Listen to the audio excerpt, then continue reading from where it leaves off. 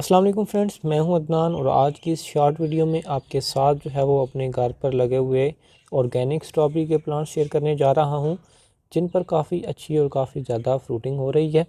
तो ये प्लांट जो है वो मैंने अक्टूबर में लगाए थे अपने गार्डन में, जिसकी कंप्लीट वीडियो मैंने अपने चैनल पर अपलोड की हुई है, जिसका लिंक मैंने डिस्क्रिप्शन में भी दे दिया है।